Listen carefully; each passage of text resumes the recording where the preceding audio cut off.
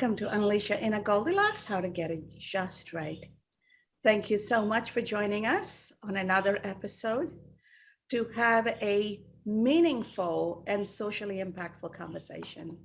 I am super excited to have you all here and my very special guest all the way from the beautiful Caribbean nation of Belize, Sharian Medina. Welcome.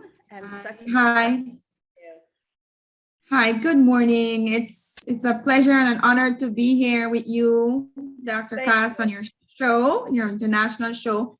And I must say that on behalf of the people of Belize, I must thank you for this opportunity because we get to speak about how we as Belizeans show social responsibility in the development of our communities. So it's an awesome pleasure to be here this morning. Beautiful, beautiful. Thank you, Sheree. So as we get started, let's take a moment and think about what is Goldilocks reminding us, and why are we a Goldilocks community working together and collaborating to build our shared prosperity, and how are we going to get things just right? Remember when we were little, or you have little ones at home? Do you notice they know exactly how to influence every adult around them to get everything they want when they want? We are inherently born with this capability, this innate ability to charm and influence and succeed in our mission, right? But somewhere along the way, when we are growing up, all of these social restrictions and rules and norms cloud our ability to be ourselves and bring that influence. And all of a sudden, we just don't know how to go about living our purpose. Research shows that we can each influence only three levels from where we are. What that means is any particular issue can have a centeredness approach where I see multiple perspectives, or I can come from an extreme right end or an extreme left end. We're living in a world where everybody is polarized and everybody has staked the extreme left and right end, and people want to live in a black or white world, but life happens in the gray. Research shows that we can only influence three levels from where we are, right? So think about, I'm already in the extreme right end. That means I have nobody else to influence further right of me, but I can only influence three levels towards the center. If I'm already at the extreme left end, I can only influence three levels towards the center.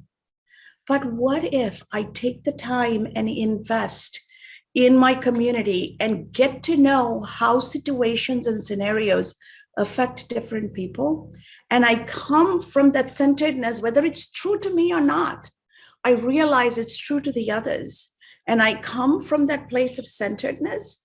Now, all of a sudden, I can influence three levels to my right, three levels to my left, and everybody in that centeredness space. I have taken my ability to influence three levels from where I am and geometrically multiplied that to 7 degrees of influence. How smart is that? That is what we are striving to accomplish as part of this Goldilocks community. Because if we don't influence, we can't move the needle and we can't lead. There's this notion that leaders are people with titles now. Leaders are people with the power of influence, and influence is contained in those who embody centeredness because they can see multiple perspectives. They can see all the colors in the rainbow, just like a prism. And as you tilt the prism in different directions, you see the beauty of all the colors instead of just black and white.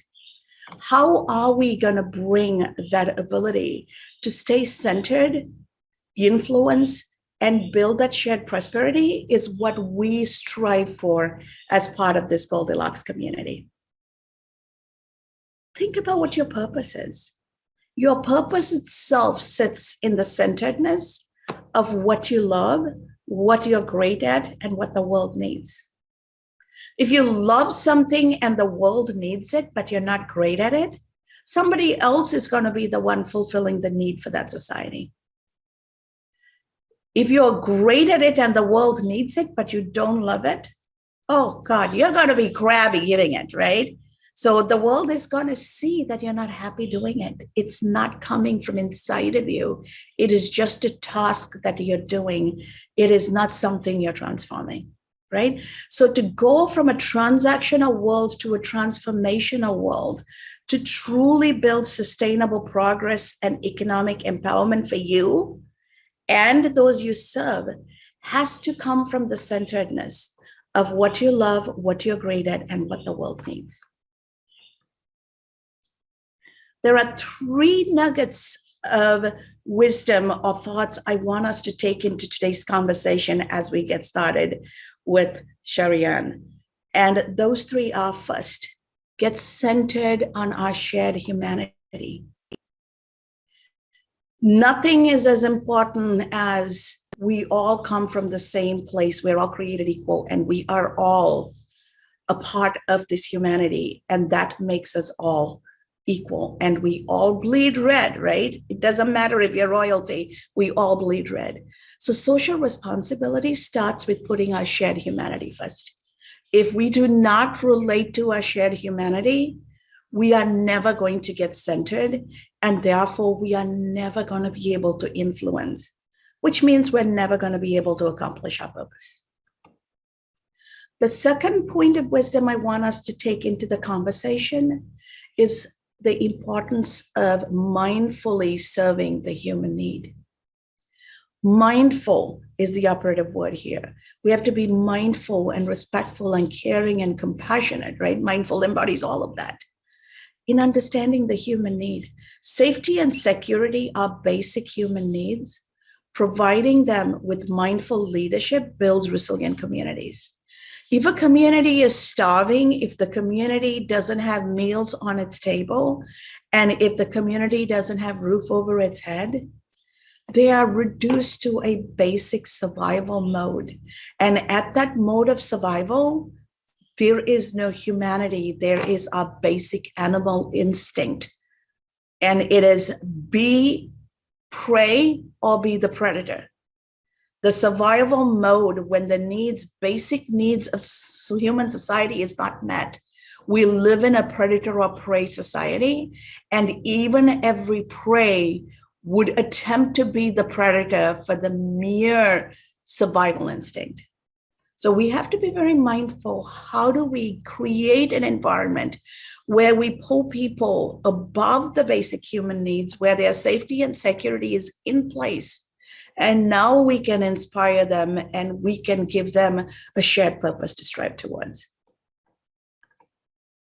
The third nugget I want us to take into this conversation is the importance of filling up your heart bank. It is not about your wallet, it's about your heart. Lasting joy comes from heart pay that fills the heart bank. All the money in the world is not going to give anything that is meaningful. Money is important to some extent. Imagine, close your eyes and imagine for a moment that you own all the money in the world, and you own all the wealth, the gems, the jewelry, the petroleum, all the things that money and money's equivalent to you own. The rest of the world owns nothing. What do you think will happen to you? Do you know to build a house? Do you know to repair a house? Do you know to make your clothes? Do you know to grow your food? Right? You don't know to do those. Why would anybody come and do those for you? Because you already have everything. And the others will decide, you know what? I know to build a house. You know to teach my kids. This other person knows to grow food. Let's all exchange, right? We are able to exchange and barter and build a community. Money doesn't buy the most important things. You can build a house, but you can't make a home. You can buy a house, but you can't buy love. All of the things we need to sustain us in life comes from our heart pay and fills up our heart bank. So keep in perspective when we think about social responsibility, when we think about living a fulfilling life, it is something that comes from the heart. Money is important, but it has a place. It is not all of it.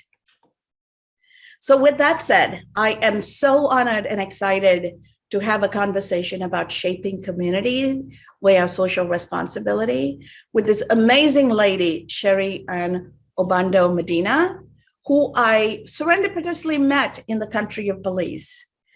And let me give you a brief introduction to who she is, and then she is going to come and tell you all about the magical things she's working on. Sherry Ann Obando Medina is a business professional who holds a dual master's degree in strategic global marketing. She's a director of sales management and social responsibility for Cutting Edge Media Company and is the executive liaison for the Belize American Chamber of Commerce. She is an elected official who has served her community as town councilor and deputy mayor. Sherry is a community activist who loves to mentor and assist emerging leaders and women in her community. She is happily married and a proud mother of 3 wonderful children. Sherry, such an honor and a pleasure to have you on this episode.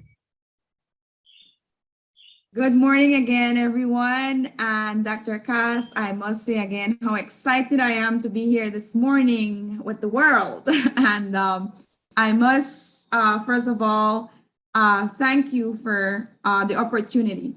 It's a pleasure. Thank you. So Doc, I know that we have a tight schedule to get a lot said. So I will have you ask the specific questions and then I will be able to. So here we have, Sherry Ann, you planting a tree. Yes. I was raised to believe that those who plant trees are wise and they know that they are doing this for the next generation, even though they will never live long enough to live in its shade. What does planting of the tree symbolize to you? And you are also a former teacher, so you are used to investing in the next generation. To talk to us about what planting the tree means to you and how are you taking that to the next level in your community in Belize? Yes. So Dr. Cass, I love that question because it puts me to really share exactly how I feel growing up as a little girl. My dad has always instilled values in us in getting us to be community oriented and to love our community and to take care of it. And I believe once you start by taking care of where you live, then you can take care of how you live. And so for me, when I think about planting a tree, I think about planting myself and me becoming the root. I become the root and the anchor that eventually I can pass on to become a shady tree where others can be inspired and others can feel loved and comfortable within their living zone. I personally feel that once you have that sense of belongingness and you anchor yourself well in your community, I'm using the tree as an example, you become so calm and you feel a joy that brings that great sense of living. And so the humanity aspect of being able to look at all these things really resonate a lot with me planting a tree. And some people might question and say, but it's just a tree. For me, it's not just a tree. For me to be able to plant that tree and to anchor that root into the ground, it means that someday others will be able to have that same feeling and be able to pass on that feeling of giving back to the community, being able to look at nature and see how nature builds humanity. And so us as individuals in our communities, I believe that it is our social responsibility to look at the aspects of how things will positively affect change in our communities. It can be one tree, because that one tree can pass on the shade for the rest of the future, for the future generations to come. And so I'm looking at linking the planting of the tree into making humanity in our community more aware that we are strong, we anchor each other in our communities, and that we bring strength and we bring all the nourishment we need to be able to provide the air we breathe healthily in our communities. So it has a lot of meaning for me. And being able to teach in the past and being able to mentor youths in the past, being able to still continuing to mentor, these kinds of social responsibility brings us to the level to show that we are living, we are alive. This is a part of humanity. Once you can accept that you know the symbol and the meaning of being a part of nature and being a part of nourishing your community, then you can say, I am actually living the moment. For me, that's how I see it. Beautifully said, Cherie. I could not have said it any better. And one of the things you said resonated with me, and I'm sure it resonated with everybody. You said something to the effect that you have to stand where you are and plant yourself where you are and be the change at that moment, right? And it reminds me of something I always tell myself. It doesn't matter where you stand. Be the soul of that place and transform that place. And that is exactly what you are doing. So talk to me about how it shapes you, what it brings out in you. And in that process, as a mother, what are you teaching your children? Because that is important. Our children don't learn from what we say, but our children learn from how we live. So talk to us about how are you shaping your children and how is this journey transforming you? Yes, that is a good one. I like that because really and truly, my beginnings started from a large family. And I must say that with great parents, it starts with the pillars, the parents. My parents have always instilled great values in us. And I believe that, like you rightly said earlier, you can have all the money, you can have all the material things, but if you don't have that sense of belongingness in your community, know exactly where you stand and what roots and what stems and branches will come out from you, then you don't have no meaning in life for yourself. You won't be able to feel as if though you're loved, you're not appreciated, you're not inspiring someone to do better, to be better. So for me as a parent, now that I have my 3 kids, shaping myself, molding myself into becoming independent, into becoming self-aware of being aware of others and being aware of my community, accepting and appreciating people from different calibers, being able to relate to people's needs, being able to look at the effects that the changes that have happened and transformed throughout the years, how I have been resilient, how I have been able to overcome changes, how I've been able to deal with changes, how I've been able to deal with transformation. All these things my children have been able to captivate. They have been able to see that despite everything that's happening, that I have been able to stand still like a root in the ground and be able to move forward with them. As a parent, I must say, it is not an easy thing for your children to see how busy you are every day. Like sometimes I'm over busy. And I want my children to know that even though mom is busy, mom has time for them. Mom will be there for them because it's important that as parents, we help to mold our children. I will use the example of a tree. You have to be able to plant their roots into the ground, and when they're growing, help them, motivate them, nourish them, and be optimistic with them. Be real with them, teach them, guide them. And so these principles of being humble, being able to be resilient, being able to overcome adversities, being able to be able to be there for their friends, be there for people, be more an extrovert at times when it's needed. All these different things, to me, the recipe, the ingredients that makes up this great parenting or being able to nourish your children should be able to suffice them for the rest of their lives. So when I leave, when I am off the earth and I go, my children will be in a better position to say, okay, my parents, my mom has been able to mold me to this degree. She has been able to nurture me, nourish me with all these knowledge that I have gained for myself.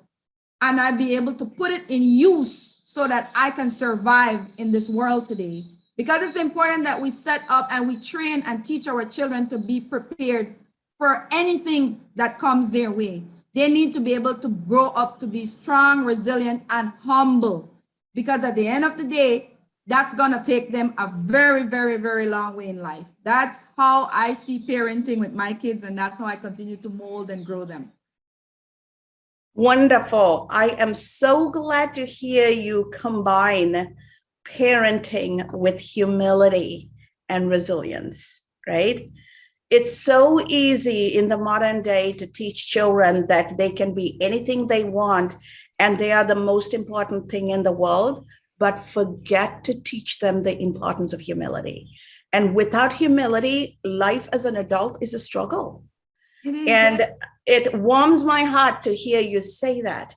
Now, all the lessons you are teaching your children, fast forward, you are working in your community to bring it to society itself. You work in your local community, you work in your national community, you're working with businesses, you're working with individual communities.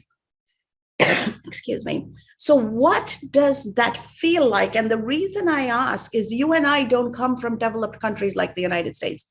I come from Sri Lanka, you come from Belize, and it's already countries that are struggling sociologically, economically, and there is room for so much growth. Mm-hmm. And yet in the midst of that scarcity, we still have to figure out ways to grow and support and share. How does that happen? And what are some of the secrets to success? I like that, Doc. Yes, so growing up in a developed nation like Belize, I'm very privileged to have had the exposure to visit different countries over my career span.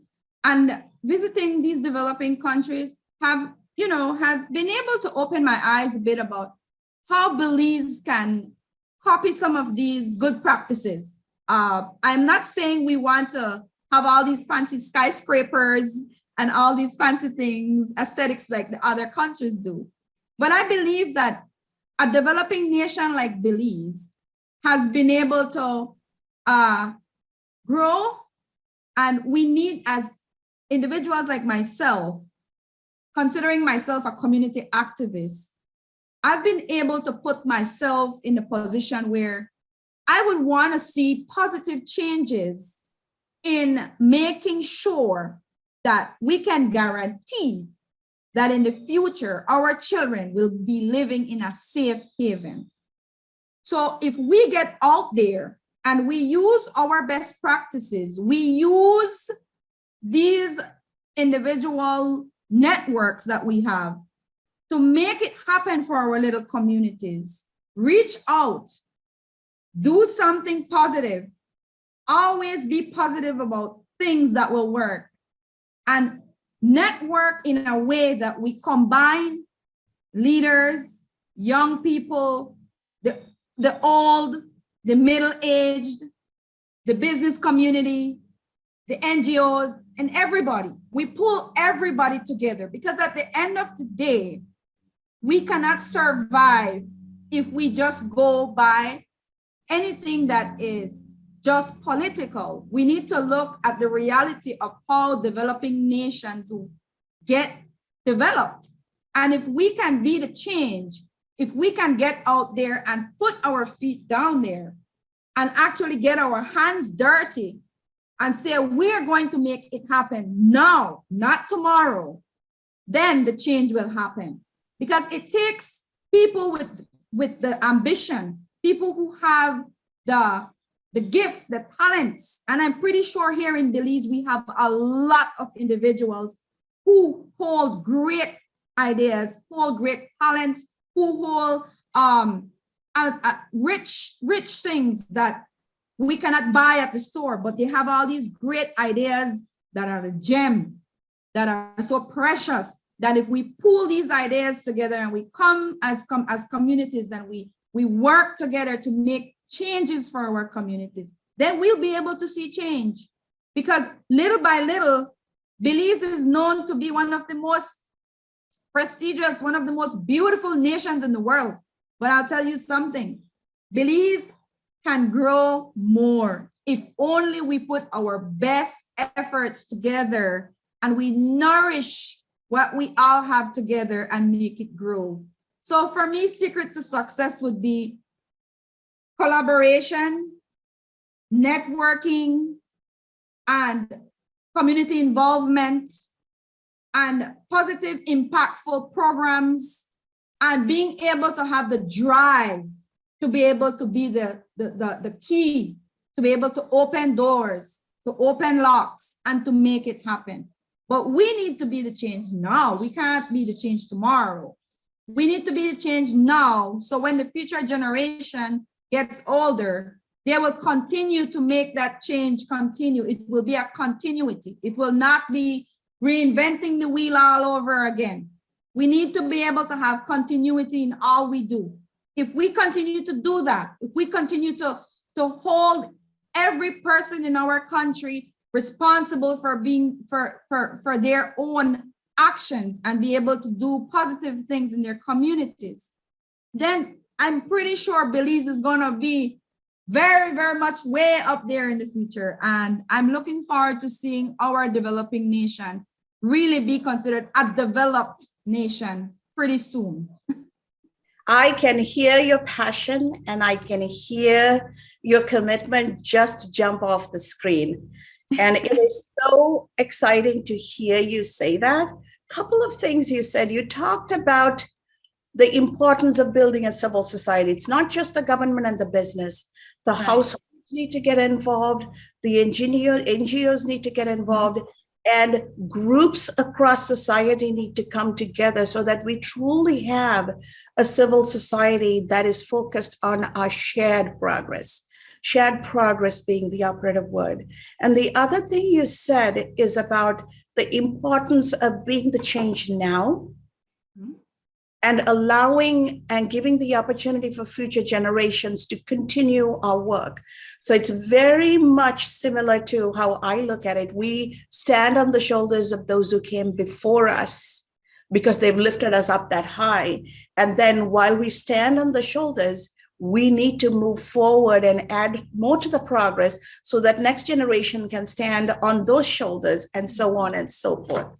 So as we envision change as a continuous process, how can we inspire collaboration in individuals who feel like everything is limited? There is such scarcity of resources. And if I help somebody, I am not going to have food on my table. It's not true, but that's a scarcity mentality, right? If I give, I will have less.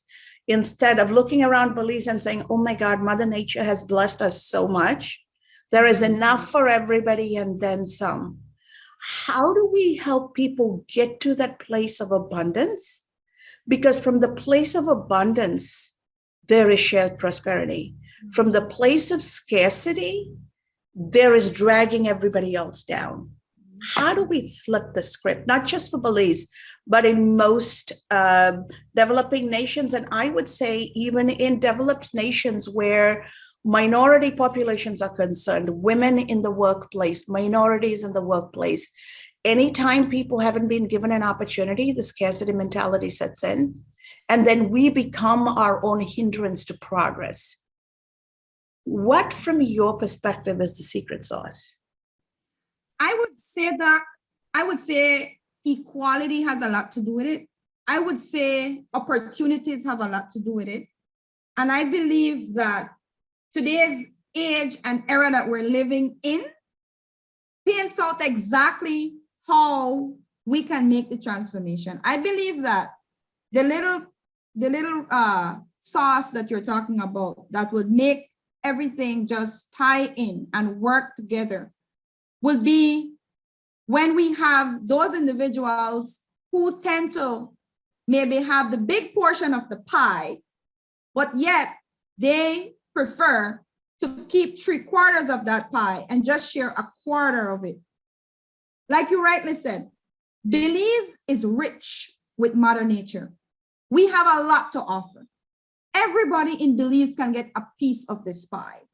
Everybody in Belize can be successful, prosperous.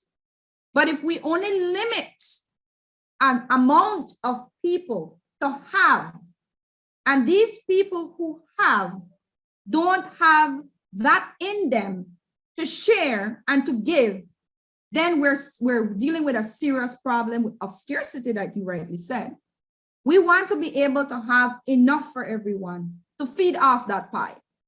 We want to be able to provide enough jobs so everybody can have a piece of their pie, that nobody has to reach to the point where they have to go and beg or have to be on the streets living, but rather for individuals to come together and say, hey, you know what? We have a lot of this resource. Let's share it with those who don't. Let's do it the right way. We don't necessarily have to go and give just to give, but we can provide, we can teach. My dad used to always say, you teach a man to fish, you just don't give him the fish. And I believe in that philosophy. You know why? Because I teach my children as well that when they want something, they need to work for it. But then I can help them with the tools. I can help them with the proper tools to reach and to get there. So this is what needs to be done. I believe it needs to be where we flip the script and we say, okay, we don't have everything for you to become prosperous now, but listen, we can provide you with this to help you to get to point A, then point B, and then as soon as you reach point C, you'll be on a smooth road sailing for yourself and your family. It has a lot to do with sustainability. It has a lot to do with efficiency, and it has a lot to do with how much empathy we have on our people. How much do we care about them? If we care about them, we won't just give them food in their mouths, but we'll give them the tools to make food for themselves. And it has to be something that we teach people, that in our country, we have so much to offer. We pool the resources together and we have the right people to get the jobs done, and we include everybody. Then we'll be able to see success. I believe it starts from the high people in leadership, and it goes down. And I believe that as Belizeans, we have so much to give, so much to offer. We're talented individuals. We're culturally diverse individuals. We bring a lot to the table, but it just has a lot to do with how much we can offer each other. It's very important.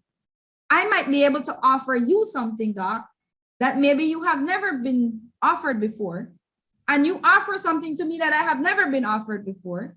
And at the end of the day, maybe whatever we're sharing with each other ends up making an entire pie where we can look at it and say, hey, you gave me half, I gave you half. Now we have a whole pie. So you know what?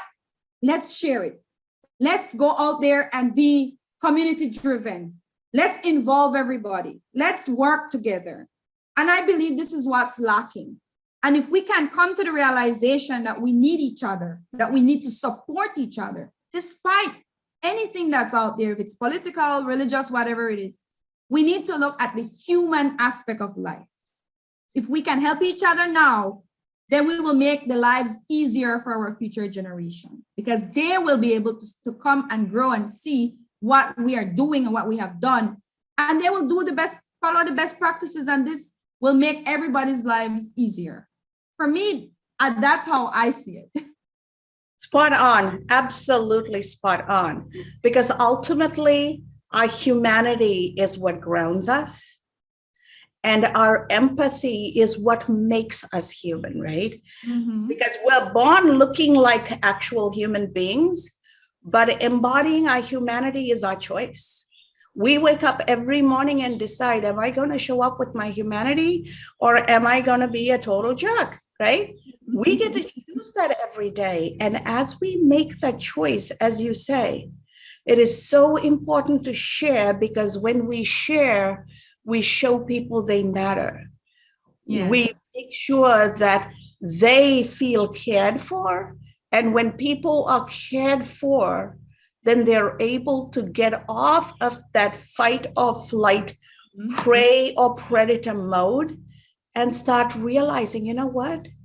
I can trust this process because somebody here values me. Somebody here thinks of me and actually a real person. And so I love where you're going with this. And it is such an important reminder that our empathy and our humanity is what's going to help us shape our shared progress and our willingness to share. When I have a 30-inch pizza, by sharing 2 slices, I don't starve. But I get so much goodwill and I get so much support when my $500,000 car is stuck on the street, people will come and help me. Otherwise, when my car is stuck on the street, people will remove parts from it, right? That's the difference.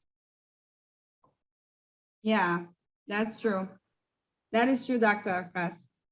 But I'm looking at it and I'm like, you know, as individuals, I believe we bring a lot to the table. I think that when God blesses us, we should be able to be that blessing for others. I believe we can be the change that the younger generation is looking for. We can be the inspiration. We can be their motivation. And I think that if it doesn't start with us being the parents, being the leaders, then we won't be able to show exactly what we bring and what we'll be able to take and what we'll be able to inspire with. I believe we're looking at it. I have seen a lot of youths today look at us as their inspiration for many reasons. Maybe because their culture of being brought up, maybe they did not see positivity. Maybe they did not see people who believed in them. And today it's affecting our youths. It's really affecting the youths in many aspects.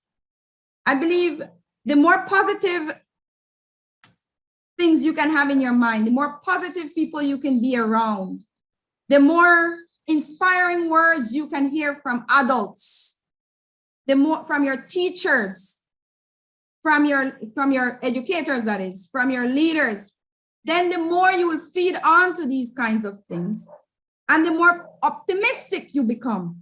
Because at the end of the day, we want optimistic youths. We want our youths to know that they are the sunshine of tomorrow, that even through the rainy days, the snowy storms, that they have support, they have a strong support system. They're not alone. We're here to guide them as individuals in the community who care about them, and that they can count on us when they really need someone to talk to. When they need to see someone that will uplift them, they can reach out to us. We should be able to be that for them. And I say this to say that our youths today depend on us. And so we need to be that change for them while here on earth, while we can make it happen. If we don't make it happen now, then they will have no hope for tomorrow. They will not see a change. And the change needs to start from within. And every day, we as individuals go learning. We learn and we teach, we inspire, we motivate. And if we don't keep that capsule full every day, then we'll fall short, and then we won't be able to have that change that we really want in our communities for our youths. Beautifully stated. And I wouldn't add anything to it other than let that statement stand as is. And yes, we need to embody the change so that our youth can be inspired. With that, I am going to actually open it up to our live audience so that they can share their thoughts and ask any questions they have of us, Cherie. Okay, sure. So go ahead. Okay. Good morning, everyone. Happy to be here. Thank you for this conversation. I'm looking at my notes to make sure I have my question right. My question really is, do you think there is, as far as accountability, any structure that needs to help us, excuse me, do the right thing. I think about when you speak on basic terms of even just child rearing, I think there are two key elements to help children develop as well as possible. They've got to have an abundance of love, and you have to have some direction and discipline. They need to know their boundaries. They need to know what they're expected to do, because the two go together. The how you do it, may vary from home to home, but they have to know they're loved, and they have to have the boundaries and the accountability, which I'm classifying all as in discipline, boundaries, all that. When it comes to humanity, we need to care for one another first, and there need to be some boundaries. There is a reason for countries that have the police or the leadership of discipline, or if you want to say it, is not in favor of, let's say, women or certain groups in certain wherever. They don't have an ability to hold those accountable who've caused harm. When you do have that, it makes a difference, because some people will only respond to forced legal responses. Is there a way to create the culture that we're talking about without having people be accountable? Because I'm mixed on that right now. And if that's the case, if the people who are at the top, as far as leadership, if we're saying you need to love, you need to be inclusive, and they're like, yeah, I'm thinking, what's the alternative? Create our own community of those who are aware, those who respect accountability, instead of trying so hard to integrate into one that may not be set up to receive you. So it's kind of a big question, but it's really about the accountability. Do you believe that needs to be included in our messaging? And how would we be the ones to do it? Or would we just need to create a different type of culture altogether? Hence the Goldilocks community. I'm just saying. That's it.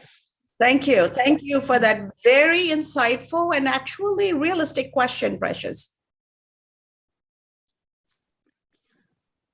So go ahead, Sherry. Yes.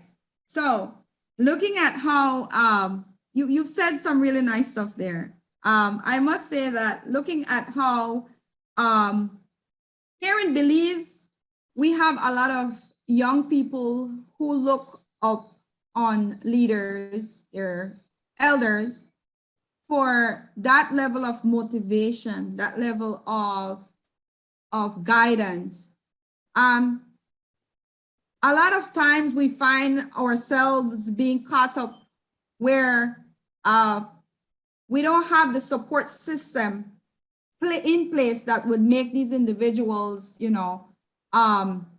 see that they have a future, or that they can become who they want to become. And so it's very instrumental that as individuals like Dr. Cass and the Optimist Club members and myself, that we get more in line with how we can be better support for our youths today, how we could be that little light and that little change for them. It has a lot to do also with the cultural background that they bring. Here in Belize, you have a lot of people having different cultural backgrounds, being brought up differently. And so for them to be able to see things a little different, I believe it will take, like I said, it will take a village for us to be able to raise our children the way we want. The mindset, the cultural mindset kind of affects the way how they perceive things. And so it's always good to have different people come involved and try to help them to be motivated, be inspired, be there for them, and get them involved in things that are positive, so they too can pass that on to their people, their siblings, and be able to grow together as community members. Because it's important that if you teach one, then that one can teach the other one, and it's like a ripple effect. It goes down. Mm-hmm. And so for me, I think that the cultural background that a lot of the individuals have, the youths have, really kind of keeps them back from stepping forward and be confident enough to know that they can shake things too, that they're shakers and that they can make a change and they can transform and they can bring beautiful things once they have the right people around them to support them. The support system needs to be there. The positive impacts need to be there. The reality of life is that we cannot do things on our own. We need to come together and work together and value each other and use each other's talents to get where we need to get. Because at the end of the day, like I said before, all of us together can make the changes we want. We cannot do it alone. And so these youths today need to know that we're there for them. We're there to mentor them. We're there to inspire them. And we're there to help them once they help us, to let us know how we can make the change happen. So for me, that's how I see it. Thank you, Sherry. And let me add to that and try and address the accountability question you asked, Precious, adding to what Sherry just said. Accountability has to be there. Without accountability, it's laissez-faire, right? Anything goes. So let me actually preface my answer with an actual real life example. In the country of Bangladesh, it's an Islamic country. Men are the rulers, men are the head of the households, and they were getting ready in their parliament to pass laws that are further debilitating to the women. But what the women did is they knew that their husbands come home for three things. They want a home, they want food, and they want sex. And the women collectively agreed that when they came home, they were going to get none of the above. It took them less than 48 hours to change their minds, right? So we can bring about accountability if we can stand together in our common cause. And I would say from a female perspective, if we put our sisterhood first, and in most countries, women are either 50-50 or 51 to 49% men. That's how most of societies fall out. So if we are equal or a slight majority, but we can stand together because we are the nurturers, we are the ones who are sacrificing everything to raise our children. I mean, even in Belize, I've visited and worked in rural communities, and men would rather drive taxis, and it's the women who are working the farm. Men don't want to even do hard work, right?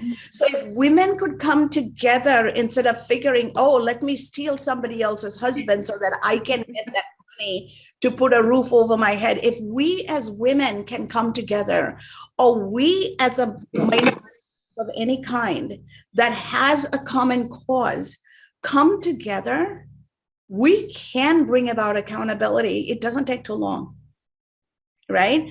But it is rooted in our unity and our commitment to each other and not crossing that line, just like the unions teach us. America was built on the back of unions, right? And the unions were built by workers. Same way, if every community that feels like they're not getting a fair shake, if they got together and held the line, accountability can be brought about. It's a way of influencing, right? Think about how Gandhi brought about independence, not just to India, for all of South Asia without firing a single bullet.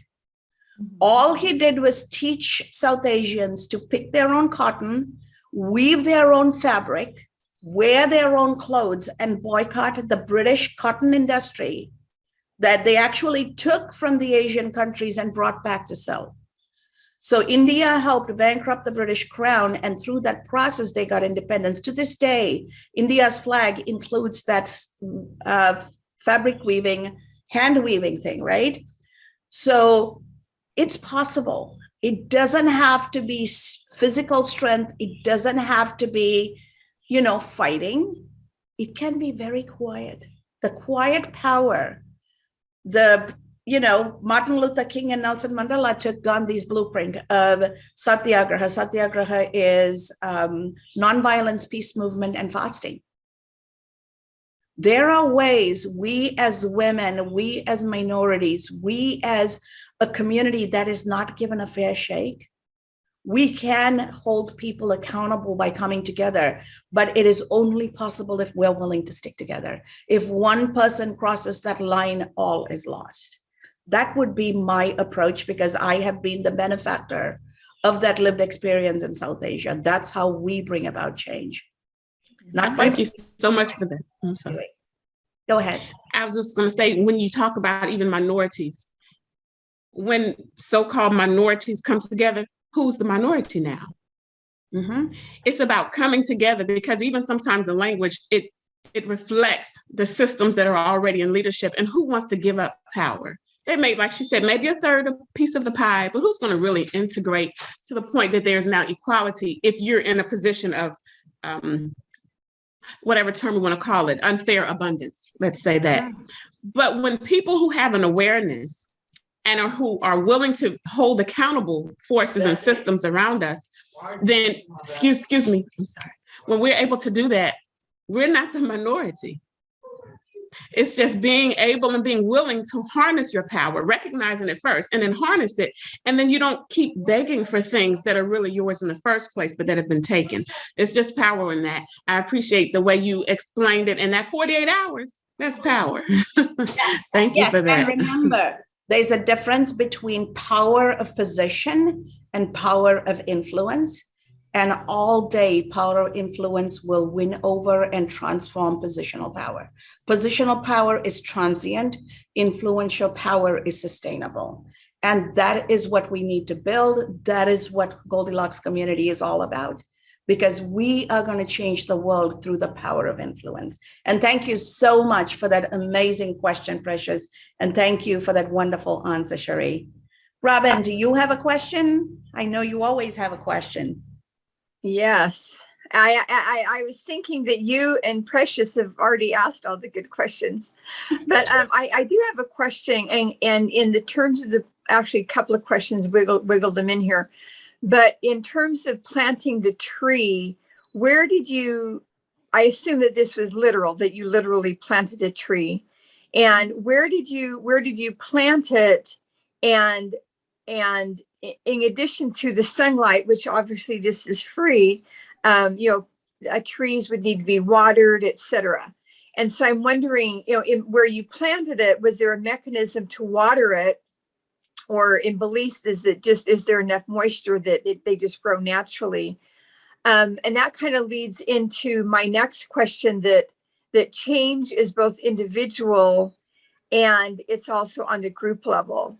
And just a quick example on individual, a friend of mine during COVID noticed, the neighborhood is just really trashy. And so she just one day just went out with a trash bag and gloves and just starting her mask on, just started picking up trash. And then someone kind of pulled her, what are you doing? I'm just picking up trash. And then, the next day or next week, someone just got out and started helping pick up trash. And now I think once a quarter, they have a pick up trash day or something. So I definitely believe that change happens with an individual taking initiative, but also there needs to be some community resources for those changes to be more long lasting. So in terms of your tree, literally, I mean, how is it going about being watered? And then what is your notion between the combination of getting people to see, I can do something? Even in the middle of COVID, I can go out and start picking up trash on my street, and then extending that to the broader community systems. Yeah. So first of all, the planting of the tree was done at one of the most prestigious parks in the community. It's right in front of the town hall. And I must say that the support for us getting that spot was through the mayor and the municipality members. They even had some of their employees come and assist us to dig the hole and to water the tree. So after we left the tree planted, we had an agreement with the mayor and with the community, with the employees, that they will be able to facilitate the watering of the tree for us, taking care of it, nurturing it, because there are other trees as well at the park. And so the municipality do have a system in place that they take care of everything that's planted in the parks. So that was the whole reason why we said, okay, we're safe planting this tree, because we know it will be taken care of. And so planting this tree as well in the community during COVID times means a lot.